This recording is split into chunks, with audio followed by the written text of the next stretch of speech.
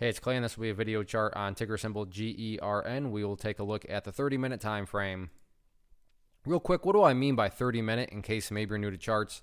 Instead of each one of these candlesticks here representing 1 day's worth of price action, which is what you would normally see, each one represents 30 minutes. So while this here may look like a few weeks worth of time, it's actually just the past 2 days broken down into 30-minute time slices. I like to this time frame. I think that's a good job of telling the quote-unquote story of the price, and then makes mapping out where levels of support and resistance a bit easier to see. I did this analysis yesterday, so that's where the green and red line annotations are coming from.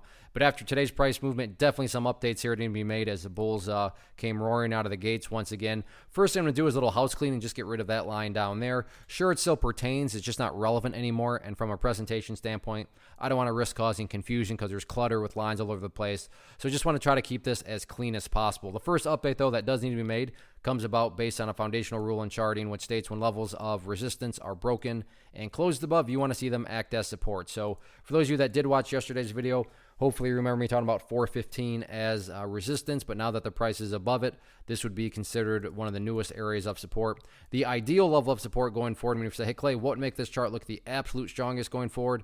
That would be if the price can stay up above 445. Now, don't get me wrong. If the price falls below 445, by no means am I saying the entire chart's ruined or anything like that. But yeah, if the price can somehow manage to stay up above that level, that would certainly be a huge sign of power on the bull's part.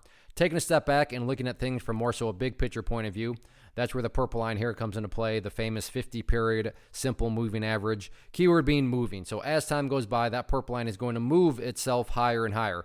So a very basic yet highly effective way to judge the health of the move, this right here being defined as quote-unquote the move, just watch the purple line. As long as the price stays above that line, as the line itself moves higher and higher, then the bulls are in full health, the bulls are in full control, no questions about it. Now, what about levels of resistance?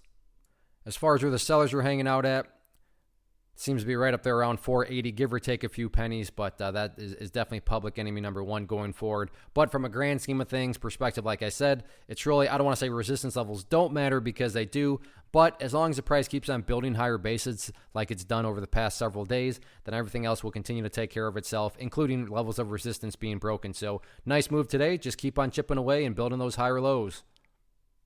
One of the biggest questions that I get is, hey Clay, how do you find the stocks that you trade? So what I've done is put together a free resource guide where I talk about the tools that I use to locate stocks that I find interesting and think may have potential. So if that sounds like something that could add value to you as a trader, then click on the image that is up on the screen right now and I will email you the guide. The guide itself is very short and to the point, and best part, it's completely free.